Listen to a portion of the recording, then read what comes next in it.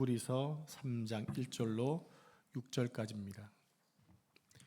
히브리서 3장 1절로 6절까지 말씀을 한 절씩 교독하겠습니다.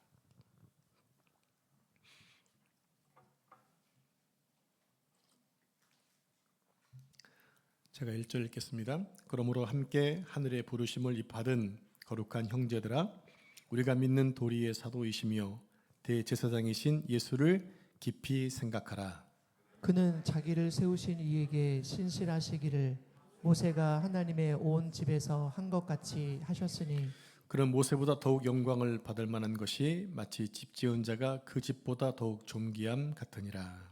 집마다 지은 이가 있으니 만물을 지으신 이는 하나님이시라. 또한 모세는 장래에 말할 것을 증언하기 위하여 하나님의 온 집에서 종으로서 신실하였고, 그리스도는 하나님의 집을 맡은 아들로서 그와 같이 하셨으니, 우리가 소망의 확신과 자랑을 끝까지 굳게 잡고 있으면 우리는 그의 집이라. 아멘. 이 말씀은 살아계신 하나님의 말씀입니다. 아멘. 오늘은 히브리서 강의 7번째 시간으로 예수를 깊이 생각하라는 제목으로 말씀을 전하도록 하겠습니다. 자, 오늘 설교 제목을 한번 따라해 보실까요? 예수를 깊이 생각하라. 다시 한번 크게 하겠습니다. 예수를 깊이 생각하라. 저 화면을 보시면 본문 1절에 깊이 생각하라는 화면 올려주세요. 화면을 깊이 생각하라는 단어는 카타노 에사테라는 단어인데요, 마음을 고정시키다. 여러분 눈을 좀 저에게 고정시켜 보실래요? 예, 제가 잘 보이죠? 그런 것처럼 우리의 마음을 고정시키는 것입니다. 예를 들면 요즘에 텔레비전 채널이 뭐 수백 가지가 되잖아요. 그 정도 형편 안 되시나요? 여지껏 4개만 보시나요? 요즘 텔레비전이 뭐 공중파, 뭐 지상파 해가지고 수백 개가 되는 거죠. 제가 보니까 999까지 있더라고요. 그 화면 가운데 내가 보기 원하는 채널을 다 고정시켜 놓으면 다른 것에 방영이 되지 않고 내가 고정시켜 놓은 것만 보는 것처럼 우리의 마음을 고정한다는 얘기입니다. 이것이 바로 깊이 생각하라. 또 이것을 영어 성경에서는 예수께 내 생각을 고정해 놓아라, 이런 뜻이 있습니다. 결론적으로 깊이 생각하라는 말은요, 예수 그리스도에게 모든 생각을 집중하고 예수님을 삶의 중심에 놓고 살아가라는 의미입니다. 근데 이 단어는 명령어예요, 명령어. 그러니까 이것은 예수 그리스도의 대속으로 구원받은 성도들은 반드시 예수님을 자신의 삶 가운데, 삶 중심에 놓고 살아야 한다는 것입니다. 이것은 내가 해도 되고 안 해도 되는 것이 아니라 반드시 뭐 해야 된다? 그렇게 해야 된다는 것입니다. 여러분, 부부는 닮는다는 말이 있습니다. 여러분, 부부 제 아내랑 좀 닮았나요? 아, 그렇군요. 다행입니다. 왜 그런 걸까요? 아마 서로가 같은 환경 속에서 또 같은 생각을 하고 같은 것을 먹기 때문에 그런 것일 겁니다. 아이들은 누구를 닮아가나요? 엄마 아빠를 닮아갑니다. 부모를 닮아갑니다. 늘 바라보며 생각하는 대상을 닮아가기 때문에 그런 거예요. 우리 역시도 예수님을 깊이 생각하면 생각할수록 누굴 닮아갈까요? 예수님을 닮아가게 될 것입니다. 여러분들이 예수님을 닮으셨나요? 그럼 닮은 거예요. 아직은 많이 안 닮아간 거예요. 조금씩 그려져 가고 있는 거죠. 처음에 스케치를 그리고 점점 확실하게 그려가듯이 지금 스케치만 돼서 닮아가고 있는 거예요. 형태가 누구를 그리고 있는 겁니까? 예수님을 그리고 있기 때문에 그런 거예요. 근데 아직도 여기 또 도화지도 준비 못했다. 이건 좀 심각한 거죠. 매를 좀 맞아야 돼요. 그래서 도화지를 준비하고 거기에 스케치를 그려 나갈 때 이미 예수님이 내 중심에 와 있는 것입니다. 그러면 히브리서 저자는 초대교회 성도들에게 왜 예수님을 삶의 중심으로 두고 살라고 명령한 것일까요? 그것은 우리가 새로운 2가지 신분을 가진 자 되었기 때문입니다. 2가지 신분을 가진 자, 어떤 신분일까요? 우리 한 1절 말씀을 같이 합독하겠습니다. 1절 시작. 그러므로 함께 하늘의 부르심을 받은 거룩한 형제들아, 우리가 믿는 도리의 사도이시며 대제사장이신 예수를 깊이 생각하라. 아멘. 자, 첫 번째 신분은 뭡니까? 우리가 하늘의 부르심을 받은 자라는 거예요. 따라해 보겠습니다. 하늘의 부르심을 받은 사람. 누가요? 예, 여러분이, 제가. 이 말은 우리가 가야 할 최종 목적지가 있다라는 거예요. 그게 어디라는 얘기죠? 하늘나라입니다. 왜? 하늘의 부르심을 받은 자이기 때문에. 그 전까지는 우리가 어디 살고 있습니까? 이 땅에 살고 있죠. 여러분, 우리가 살고 있는 이 땅은 어떤 공간입니까? 모든 것이 꼬여 있고 뒤엉켜 있고 허무함과 모순이 뒤엉켜 있는 곳, 답이 잘 보이지 않는 곳, 여기가 옳은 줄 아는데 보니까 또 여기가 오르고, 이런 현상이 꼬여 있는 곳들이 우리가 살고 있는 곳이잖아요. 또 사망이 왕노릇하는 공간이 바로 우리가 살고 있는 땅입니다. 그러다 우리는 비록 하늘에 가기 전까지는 땅에 산다고 해서 땅의 것을 추구하고 땅의 것만을 바라보고 살아서는 안 된다는 거예요. 왜냐하면 우리는 어디에서 부름받았기 때문에? 하늘의 부름을 받은 자이기 때문에. 어느 날 돼지 한 마리가 자기 돼지 우리 안에 떨어져 있는 이 감을 발견했어요. 그래서 그 감을 먹었는데 이게 신천지인 거예요. 너무 맛있는 거예요. 근데 여러분, 돼지는요, 구조상 하늘을 쳐다볼 수 없게 만들어졌어요. 이게 고개 이것이 안 들여져요. 구조상 생기는 자체가 정면이나 땅만 보게 되어 있는 구조예요. 그러니까 감이 어디서 떨어졌죠? 그걸 모르니까 감이 우리 안에 있으니까 어디만 파겠어요? 앞으로 땅만 판 거예요. 왜? 감이 앞에 있었고 맛있으니까 계속 땅만 팠답니다. 그것이 어떤 삶이냐? 돼지의 삶이라는 거예요. 우리가 하늘의 부르심을 받았는데 땅의 것만 추구한다면 우리 역시 돼지와 같은 인생을 살게 된다는 겁니다. 여러분, 우리가 하늘의 부름을 받은 존재가 되기 때문에 하늘을 바라봐야 되는데 하늘의 것을 바라보지 않는다면 멍청한 돼지가 될 수 있다는 거예요. 우리 그리스도인은 하늘을 바라보는 존재로 새롭게 태어났습니다. 그러니까 무엇을 바라봐야 됩니까? 하늘의 것을 바라봐야 하는 거예요. 아멘이십니까? 두 번째입니다. 두 번째 신분은 어떤 신분이냐? 거룩한 형제라는 것입니다. 따라해 보겠습니다. 거룩한 형제. 여러분, 우리는 거룩이라는 말을 들으면 괜히 기가 죽는 경향이 있어요. 거룩하십시오. 나는 안 거룩한 것 같거든요. 늘 기가 죽어요. 근데 거룩이라는 의미는 이미 여러 번 말씀을 드렸지만 무슨 의미냐? 구별된 존재라는 거예요. 구별되었다라는 거죠. 여러분, 교회라는 단어 아시나? 교회라는 단어가 헬라어로 에클레시아입니다. 에클레시아. 이 말은 세상으로부터 분례됨을 입었다라는 거예요. 세상으로부터 밖으로 부름받았다, 이게 교회라는 의미인데요. 그러니까 우리가 지금 보니까 우리가 교회잖아요. 그죠? 여러분, 교회 맞나요? 우리가 교회라는 말은요, 우리가 사망과 죽음에 있었는데 예수 그리스도의 십자가의 죽으심으로 분례됨을 입은 자 되었다는 얘기입니다.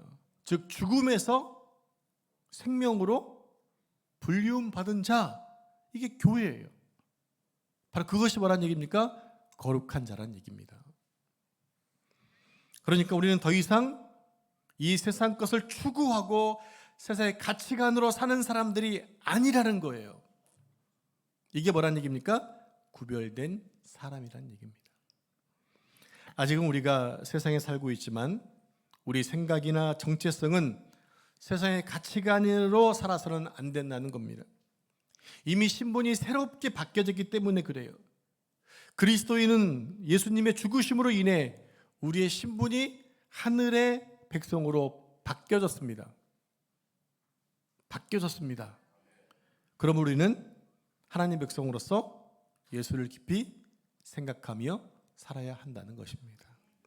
우리가 하늘 백성의 소속이 되었기 때문에, 그리고 거룩한 존재로 부르심을 입었기 때문에 예수를 깊이 생각하는 삶의 자리로 나아가야 한다는, 그렇게 살라고 지금 말하고 있다는 얘기죠. 오늘 우리는 예배를 마치고 나면 또다시 삶의 자리로 나아가게 될 것입니다. 바로 그곳에서, 그 현장에서 여러분은 새로운 신분된 자로서 예수님을 생각하고 예수님을 묵상하고 사시기를 바랍니다. 그러면 우리가 예수님을, 우리 삶 속에서 예수님을 생각하고 살기 위해서는 예수님이 어떤 분인가, 예수님 실체를 좀 더 알아야 돼요. 여러분, 내가 무엇인가 묵상하려면 묵상하는 실체가 뭔가를 알아야 되잖아요. 잘 모르는 걸 묵상할 수 있나요? 잘 모르는 걸 생각할 수 없잖아요. 그러니까 예수님을 좀 더 알아야 한다는 거죠. 그래야 우리가 더 당당하게 자신 있게 예수님을 노래하고 찬양할 수가 있는 것입니다. 우리는 이미 예수님에 대해서 앞 시간에 많이 살펴봤습니다. 1장부터 계속 몇 시간 동안 살펴봤죠. 다시 그것을 얘기할 필요는 없습니다.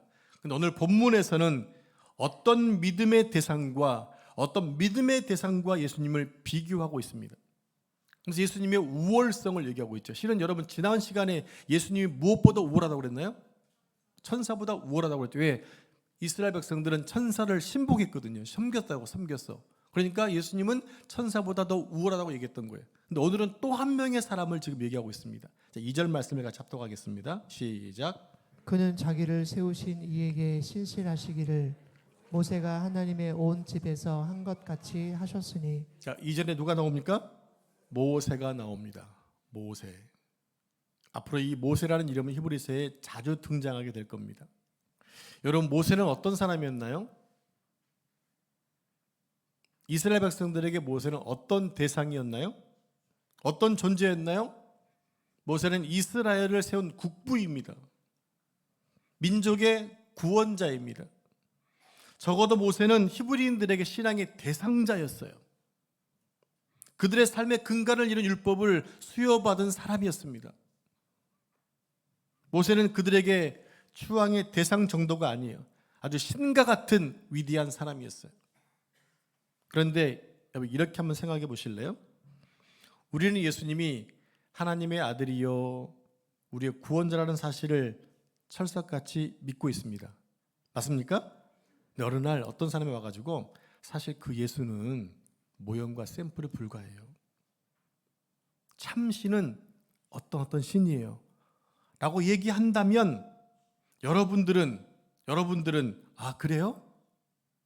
잘 됐네요 라고 그 신을 그 사람의 말을 수용해서 그 신을 섬기시겠습니까?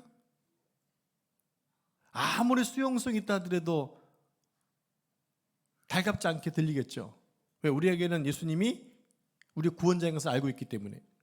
근데 그 예수님의 다른 신이 있다고 한다면 우리는 당연히 거부할 겁니다.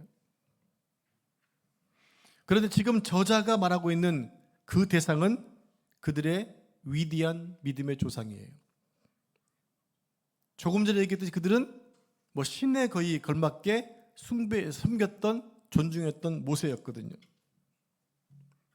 이때 그들은 이미 복음을 통해서 예수님을 믿고 있었어요.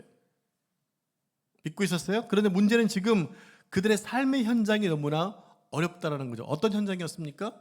유대인들로부터 다시 돌아오라고는 회유를 듣고 있었고, 로마의 박해 속에서 힘든 시간들을 보내고 있는 서로 두 축이 흔들리고 있는 상황이었어요. 그래서 지금 그들의 믿음이 많이 휘청거리고 있었거든요.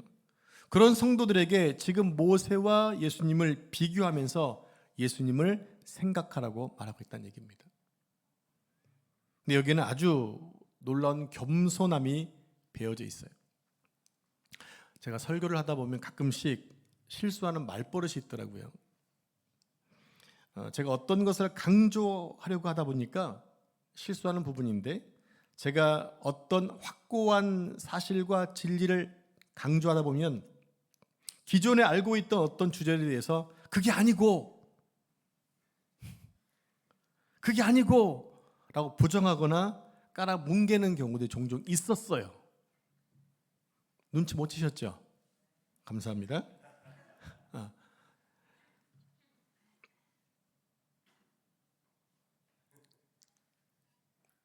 앞으로 제가 또 그렇게 수정하겠지만 종종 사용하더라도 그러면 정말 중요한 주제인가 보다라고 이해해 주시기 바랍니다. 자, 그러니까 오늘 히브리서 기자는 그리스도를 소개하면서 모세를 전혀 부정하고 있지 않다는 거예요. 예수님이 지금 그리스도이시고 하나님이시기 때문에 모세는 아무것도 아니야라고 깔아뭉갠 것이 아니라 모세의 신실함과 충성스러움에 대해서 인정해주고 있다는 얘기예요. 너희가 섬기는 모세 맞아! 인정해주고 있다는 얘기입니다. 그러니까 모세는 아니고 모세는 틀렸어가 아니라 모세는 그런 사람이었지. 자, 본문 2절 말씀을 볼까요? 다시 2절 다시 합독하겠습니다. 시작. 그는 자기를 세우신 이에게 신실하시기를 모세가 하나님의 온 집에서 한 것 같이 하셨으니. 자, 히브리서 기자가 어떻게 모세를 인정하고 있는지 보겠습니다. 모세가 하나님의 온 집에서 한 것과 같이 하셨다. 누가 그랬다는 얘기입니까? 여러분 잘 보세요. 2절에서 모세와 그리스도 중에 누가 더 중요하다고 했습니까? 2절 말씀에서 모세와 그리스도 중에 누가 더 중요하다고 그랬어요? 아니죠. 같이 하고 이제 같이. 지금 모세와 그리스도가 같다라는 거예요. 같이. 자, 화면을 좀 보실까요? 그래서 같이라는 말은요, 헬라어로 호스라는 단어인데 뭐와 같이, 마치 뭐처럼, 또 뭐 할 때에, 이런 의미가 지금 같이라는 단어의 의미입니다. 그러니까 같이라는 말은요, 누구처럼, 지금 모세처럼, 그리스도처럼, 그리스도가 모세처럼 했다는 말이라는 얘기예요. 그러니까 그리스도와 모세가 같다라는 의미로 지금 히브리서자는 얘기해주고 있다는 얘기죠. 그러면 무엇에 대해서 같았다는 얘기입니다. 무엇에 대해서? 신실함에 대해서. 모세의 신실함, 그리스도의 모세의 신실함이 동일했다는 얘기입니다. 이해가 되시나요? 그러니까 히브리서 저자가 예수님을 얘기할 때에 그들의 신앙의 국부인 모세를 무시하지 않고 그리스도가 모세처럼 했다고 했기 때문에 그들은 전혀 거부감을 갖거나 또 기분 나쁘지 않았다는 얘기입니다. 여러분들이 아주 좋아하는 사람이 있어요. 근데 어떤 사람이 그건 아니야 라고 하게 되면 여러분들 거부감이 생기잖아요. 근데 맞아, 그 사람은 그랬지 라고 인정해주면 내 마음이 열려서 서로 얘기가 가능하다는 얘기입니다. 지금 히브리서 저자는 이 얘기를 하고 있는 거예요. 자, 그러나 히브리서 저자는 이 신실함이 절대 같은 레벨이 아니라는 사실을 3절에서 밝히고 있어요. 자, 3절 말씀을 같이 합독하겠습니다. 시작. 그는 모세보다 더욱 영광을 받을 만한 것이 마치 집 지은 자가 그 집보다 더욱 존귀함 같으니라. 여러분께 질문하겠습니다. 아주 어려운 질문입니다. 집이 중요합니까? 그 집을 지은 주인이 중요합니까? 여러분 속았어요, 저한테 지금. 너무 쉬운 질문이에요. 여러분 집이 중요해요? 집을 지은 주인이 중요해요? 집주인이 중요하죠. 왜 중요해요? 내가 그 집에 살려고 집을 지은 거니까 주인이 중요한 거죠. 히브리서 저자는 지금 집과 주인의 관계를 누구와 누구로 비교하고 있냐면 집은 모세이고 주인은 그리스도임을 비교하고 있는 거예요. 자, 다른 말입니다. 다시 읽겠습니다. 여러분 집은 뭔가요? 집은 지어진 겁니다. 창조물입니까? 창조주입니까? 피조물입니까? 피조물이죠. 그러면 집을 지은 분은 누구입니까? 그리스도이십니다. 그분은 곧 창조주란 얘기입니다. 그러니까 모세는 하나님의 피조물이고 그리스도는 모세를 창조하신 하나님이시라는 거예요. 여러분, 그렇다면 피조물인 신실함과 창조주의 신실함의 격이 같을 수 있을까요? 엄연히 다르죠. 레벨이 다른 것입니다. 물론 우리말처럼 같이라고 쓰여졌기 때문에 한글은 같을지 모르지만 격과 레벨은 절대로 같을 수가 없다라는 거예요. 그래서 이 집이라는 주제가 생뚱맞은 것 같지만 집을 등장시킨 이유가 여기에 있었던 거예요. 그럼 여러분, 모세는 굉장히 신실했던 분입니다. 우리 함께 민수기 12장 7절 말씀을 같이 화면 보시고 합독합니다. 시작. 내 종 모세는 그렇지 아니하니 그는 내 온 집에 충성함이라. 여러분, 민수기 12장이 어떤 내용인지 아시죠? 얼굴로 보니까 전혀 모르는 표정이라서 제가 말씀을 드리겠습니다. 모세가 구스 여인을 취하게 됩니다. 에티오피아 여인을 취하니까 그의 형과 누나가 어떻게 이방인이랑 결혼할 수 있니라고 모세를 비방했어요. 그럴 때 하나님께서 모세에 대해서 이렇게 변호해 주신 것입니다. 모세는 그렇지 않아. 그의 신실함은 온 집에 충성스러워. 하나님이 아론과 미리암에게 해준 말씀이세요. 여기에 충성이라는 말이 본문에서는 신실함으로 나옵니다. 자, 화면을 보실까요? 신실함은 언어로 피스토스, 많이 들어보신 단어죠? 피스토스, 충성이란 단어인데 또 이 피스토스는 또 다른 말로 믿음으로 쓰여집니다. 여러분, 모세는 하나님 앞에 충성스러운 사람이었고 신실한 사람이었습니다. 그러나 출애굽기 3장을 보시면 출애굽기 3장은 또 어떤 장면이 나오나요? 하나님께 소명받는 장면이 나옵니다. 하나님이 모세에게 너는 이제 애굽에 가서 하나님 말씀을 전해라 얘기했을 때 모세는 약 5번은 더 거부합니다. 어떻게 거부합니까? 하나님, 나는 말을 못해요. 나는 입이 둔해요. 이렇게 나이 먹은 내가 무슨 일을 할 수 있겠어요? 차라리 아론을 보내세요. 그래서 어떤 분이 이렇게 얘기하더라. 모세가 혀가 좀 짧았다. 그래서 아돈 하나님의 말 때만 듣는데 이렇게 얘기하신 분이 계세요. 말을 잘 못한다고 얘기했기 때문에. 예, 그런 핑계를 대면서 하나님의 부르심을 거부했던 적이 있었어요. 그래서 하나님의 집요하신 설득 끝에 모세는 하나님 부름받고 애굽에 들어가게 되죠. 그리고 하나님이 조금 전에 평가하셨던 것처럼 그는 내 집에 충성스러웠다라고 말씀하세요. 누구의 인정이십니까? 하나님의 인정이세요. 여러분께 축복합니다. 하나님께서 여러분을 보시고 하나님의 집에 충성스러웠다는 말을 듣는 여러분들에게 축복합니다. 근데 여러분, 모세가 어디에 충성스럽다고 그랬나요? 어디에? 하나님의 집에. 하나님의 집에. 그러나 아무리 모세가 하나님의 집에 충성스러웠다 하더라도 그는 피조물이라는 거예요. 모세는 피조물이고 그리스도는 창조주라는 것입니다. 그러니 절대로 모세와 그리스도를 비교할 수 없다라는 거죠. 절대로 비교의 대상이 될 수 없다는 겁니다. 격이 다르고 레벨이 다르기 때문입니다. 여러분, 어떻게 피조물이 창조주와 같을 수 있습니까? 절대로 그럴 수 없습니다. 성도 여러분, 지금 히브리서 저자가 이 설명을 왜 하고 있는 걸까요? 핍박과 회유로 흔들리는 그리스도인들에게 지금 그들이 바라보고 깊이 생각해야 될 분은 모세가 아니라 그리스도라는 것입니다. 모세보다 월등한 그리스도라는 사실을 신학적으로 정확하게 설명해 주고 있는 거예요.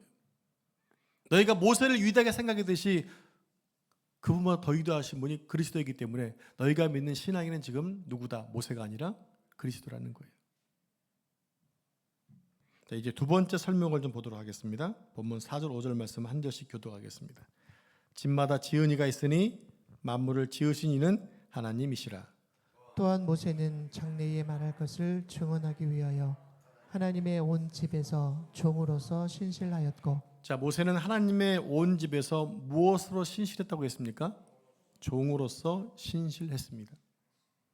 모세는 하나님의 집에서 종으로 신실하고 종으로서 충성스러웠습니다. 여러분, 종은 충성스러워야 되는 거예요.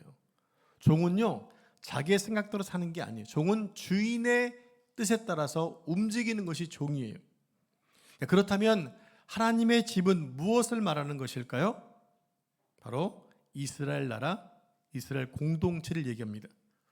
모세가 아무리 뛰어나고 신실하고 충성스러워도 그의 신분은 하나님의 집의 종이었어요.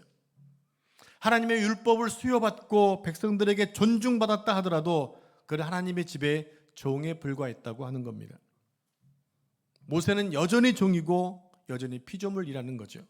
그런데 그리스도는 어떻게 말씀하고 있느냐? 6절 말씀 이렇게 소개하고 있습니다. 화면 보시고 6절 말씀 같이 합독하겠습니다. 시작.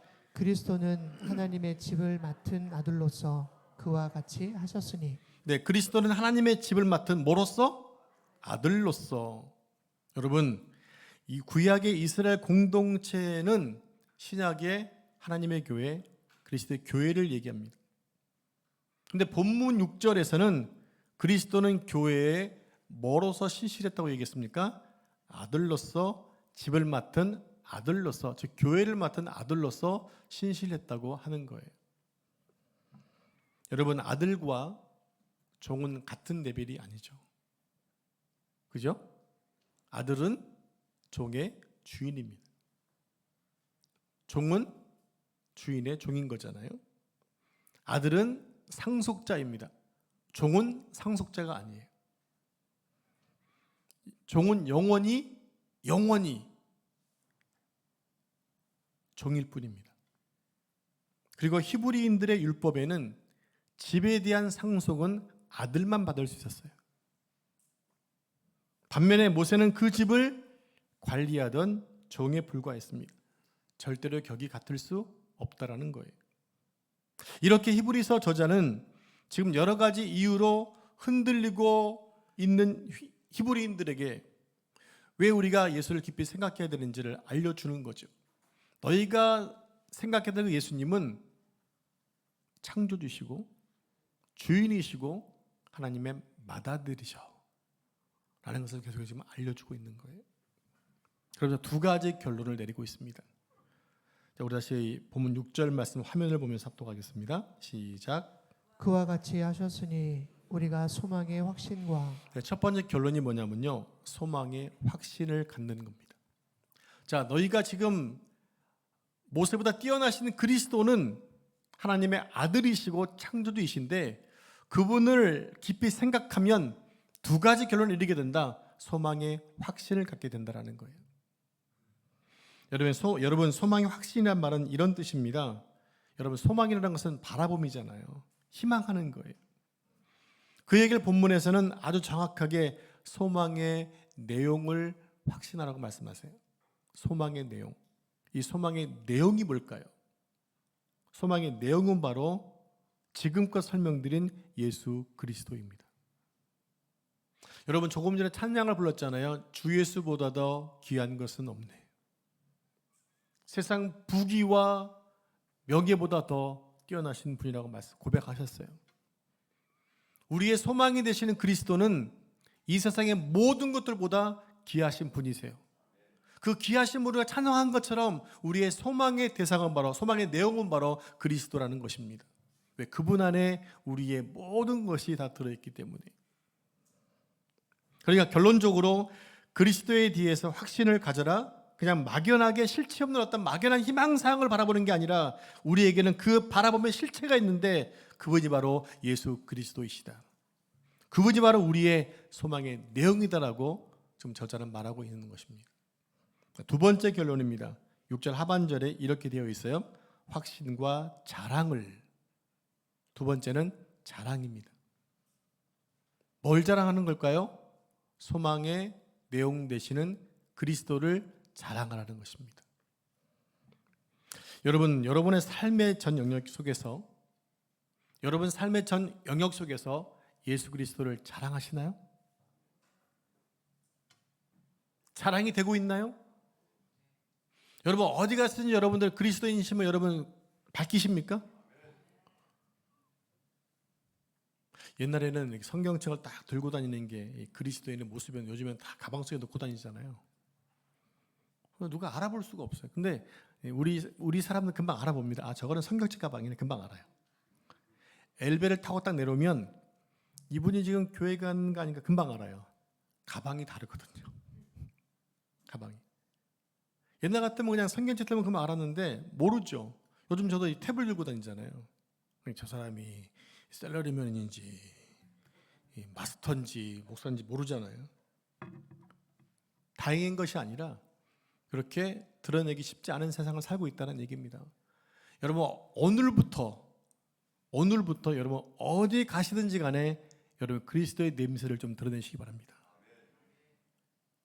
굳이 나는 남사 보배련교회 다니는 집사인데 얘기 안 하셔도 돼요. 하시면 더 좋지만 그것을 여러분 감추시면 안 되는 얘기입니다. 내가 그리스도의 힘을 드러낸다는 얘기 뭡니까? 그리스도를 자랑한다는 얘기거든요. 여러분들의 삶의 현장에서 얘들아 나 예수님 믿는다라고 얘기하면 야 부럽다라고 하는 말 들어본 적 있으신가요? 어떤 분은 죄송스러운 마음으로. 성도 여러분, 바울은 금수저 출신이었어요. 그는 당시 로마 시민권자였고요, 율법에 대해 학자였고 바리새파의 리더였습니다.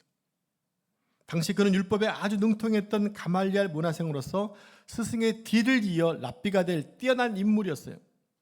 오늘날로 말하면 세상의 권력과 세상의 모든 조건을 다 갖춘 사람이었습니다. 그런데 그가 예수님을 만난 후에 그 모든 것을 뭐로 여깁니까? 그건 진짜 예쁜 말이고요. 그렇게 여겨요. 아주 필요 없는 것, 뒤도 안 돌아보는 것으로 여겨버립니다. 성공을 쫓아가던 사도 바울이 그렇게 살게 된 어떤 분기점이 있습니다. 여러분 잘 알고 계시죠? 그것은 자신이 알고 있던 것보다 더 큰 절대적인 가치를 만나고 나니까 덜 가치 있는 것들을 버리더라는 거예요. 여러분 이렇게 생각하면 쉽습니다. 제가 지금 볼펜 하나 들고 있는데 임장호님이 저한테 몽블랑 만년필을 사주셨어요. 그러면 그걸 쓰겠어요? 이걸 쓰겠어요? 그럼 이거 어떻게 해야 돼요? 버려야죠. 바로 이겁니다. 그동안은 이게 나한테 절대적인 가치였지만 더 좋은 가치를 발견하니까 미련 없이 버려버리는 것. 사도 바울은 그것을 경험했기 때문에 모든 것을 버렸다고 얘기했던 것입니다. 마치 밭을 가던 한 농부가 자기 전 재산을 다 팔아서 그 밭을 샀던 것은 그 밭에서 기존에 자신이 가지고 있던 모든 것보다 비교할 수 없는 보화를 발견했기 때문에 다 팔아버린 거예요. 그리고 뭘 샀어요? 보화를 샀어요. 밭을 샀어요. 사도 바울이 다메섹 언덕에서 예수님 만난 이후에 자신의 모든 배경을 배설물로 취급했던 것은 그리스도가 진짜이고 그것이 절대적인 가치라는 것을 깨달았기 때문에 그렇습니다. 여러분이 아직도 예수님보다 더 다른 것들을 추구하고 있다면 여러분 아직도 절대적인 가치를 만나지 못한 거예요. 왜 수많은 선교사님들이 이 땅에서 잘 나가던 걸 포기하고 떠나게 됐을까? 그게 소중하기 때문에 그런 거예요. 그게 가장 소중하기 때문에 생명도 버리는 거예요. 왜? 예수님보다 생명보다 더 귀하신 분이기 때문에. 그런 후에 그가 복음 전도자가 되어서 전 세계를 돌아다니며 전했던 것이 무엇입니까? 나는 주님의 십자가를 부끄러워하지 않는다라고 고백합니다. 내가 복음을 부끄러워하지 아니하노니 나는 십자가를 자랑하노니라고 고백한다는 얘기입니다. 여러분 바울은 적극적으로 복음을 자랑한다, 십자가 자랑스럽다고 말하지 않았어요. 반대로 얘기했어요. 나는 복음을 부끄러워하지 않는다. 우리가 듣기엔 굉장히 소극적으로 보이죠. 근데 바울의 주장은 그 당시 사람들의 문화와 사회적 정서를 염두에 두었던 말이었습니다. 그 당시 로마 시대 때의 십자가는 부끄러움의 상징이었거든요. 왜냐하면 십자가는 저주의 상징이었어요. 십자가는 재앙의 상징이었습니다. 보기 거북한 흉물이었습니다. 그래서 모든 사람들이 십자가를 싫어하고 부끄러워했습니다. 조롱했습니다. 왜냐하면 최고의 범죄자가 매달려 죽는 곳이기 때문에 십자가를 아무도 좋아하지 않았어요. 그 당시 그런 인식을 염두에 두었던 바울은 나는 그 십자가를 부끄러워하지 않습니다. 그러나 실은 나는 십자가를 사랑합니다. 나는 십자가를 자랑합니다라고 고백했던 거예요. 더 강력한 얘기죠. 나는 십자가를 부끄러워하지 않습니다. 나는 십자가를 자랑합니다. 여러분 우리가 사는 이 사회도 마찬가지 아닐까요? 예를 들어 우리 아이가 인서울에서 서울에 있는 명문 대학교에 입학하고 또 남편이 승진할 때마다 막힘없이 승진하고 또 남이 부러워하는 좋은 직장에 덜커덕 합격하면 어느 동창회 모임에 가면 누가 안 물어주나? 뭐 돈을 주고라 또 밥도 사고 커피도 사면서 얘기하고 싶죠. 근데 차마 자기 입으로 얘기 뭐하니까 남이 얘기해 주길 계속 몰고 남의 얘기를 몰고 가다가 자기 나중에 자기 고백을 하잖아요. 나 이러이러해. 그리고 인간 사회도 그런 세상의 사소한 것들이 소중하고 자랑스러운데 물론 그게 나쁘다는 얘기가 아니잖아요. 왜냐하면 저에게도 좋은 일이 생기면 자꾸 자랑하고 싶은 생각이 나니까. 이게 사람의 본성이에요. 부끄러운 것은 감추고 싶고 자랑하고 싶은 것이 사람의 본성이라고요. 제 자신을 근거로 자랑하고 싶은 것들이 다 인간의 교만한 본성이라는 겁니다. 자랑하고 싶어서 안 달라는 거죠. 그래서 카톡에 올려놓고 누가 좀 안 봐주나 막 그러잖아요. 그런데 자랑은 언제나 시험을 가져오게 되더라는 겁니다. 내가 자랑할 때 그렇지 못한 분에게는 오히려 그것이 상처가 되는 경우가 허다하다는 얘기죠. 자식을 자랑할 때 자식 때문에 지금 골머리 썩고 있는 분에게는 상처가 될 수 있고요. 사업이 잘 안 된다고 그럴 때, 잘 된다고 그럴 때 사업 때문에 힘들어하고 고민하는 분들에게는 상처가 될 수도 있어요. 남편 자랑할 때 그렇지 못한 분에게는 또 상처가 되는 것입니다. 그래서 자랑은 정말 조심해야 되는 거예요. 그래서 칭찬과 자랑은 자기 입을 하지 말라고 하잖아요. 근데 우리는 얼마나 얘기하고 싶어가지고 그냥 하잖아요. 여러분, 우리에게 자랑은 진정 자랑할 것은 예수 그리스도이시면 됩니다. 여러분, 그분만은 정말 자랑해야 돼. 그분은 자랑하지 못하고 내 일만 자랑해요. 얼마나 부끄러운지 모르겠어요. 근데 여러분, 그런 부끄러움의 십자가가 여러분 삶 속에서 그렇게 자랑스러웠던 적이 있으셨나요? 지금 여러분의 인생에 십자가가 얼마나 자랑스러우신가요? 그 십자가는 나를 새 신분으로 만들어 놨잖아요. 새 신분으로 살게 해주셨잖아요. 그러면 그것만큼 자랑할 게 어디 있나요? 나를 변화시켜 놓았는데. 성도 여러분, 우리 이 땅에서 하늘의 유업을 받은 거룩한 자로서 주님의 노래가 되어야 됩니다. 악이 가득하고 온갖 거짓말이 난무하는 세상에서 우리가 명료하고 정확하게 우리의 삶의 근거가 되시는 예수님을 노래할 때 세상에는 변화가 오게 될 것입니다. 이제 예화를 한 가지 말씀드리고 설교를 마치도록 하겠습니다. 미국 캔저스주의 찰스 M. 셀던 목사님이 계셨습니다. 어느 날 십자가를 지고 골고다 언덕을 오르신 예수님처럼 그 길을 따라가자고 하는 내용의 설교문을 준비하고 있었습니다. 그때 한 실직자가 찾아와서 도움을 요청했습니다. 실던 목사님은 설교 준비에 방해가 되자 짜증을 내면서 그를 돌려보냈습니다. 주일이 돼서 설교를 마치는 이런 순간에 어제 찾아왔던 그 실직자가 예배당에 들여와서 하소연을 하면서 갑자기 쓰러져 버린 거예요. 그리고 며칠 후에 죽어버렸어요. 이 사건으로 셀던 목사님은 엄청난 충격을 받게 됩니다. 그래서 깊이 생각하게 되었습니다. 내가 설교 준비하는 일이 옳았던가 아니면 설교 준비를 그만두고 그 사람을 돕는 것이 옳았던가를 고민하기 시작을 합니다. 그러다가 목회 방향을 전환하게 되었어요. 이후 목사님은 날마다 자신에게 물었다고 합니다. 만약에 예수님이셨다면 이 상황에서 어떻게 하셨을까? 만약 이 상황이 있었다면, 이 상황 속에서 예수님이셨다면 어떻게 하셨을까? 목사님은 성도들에게 동일한 경험을 나누기 위하여 예수라면 어떻게 할 것인가라는 책을 썼어요. 여러분 중에 이 책을 읽으신 분이 계실 겁니다. 지금 1층 도서관에 한 권이 있어요. 기독교 고전입니다. 쉘던 목사님은 이 책에서 성도들에게 약속을 합니다. 앞으로 1년 동안 무슨 일을 하든지 무엇을 행하든지 예수라면 어떻게 하셨을까를 생각하고 그대로 행하자. 여러분, 이게 예수님을 생각하는 거예요. 예수님이 어떤 생각을 하셨을까? 그 예수님을 생각하고 사는 것이 우리의 모습이 되어져야 한다라는 겁니다.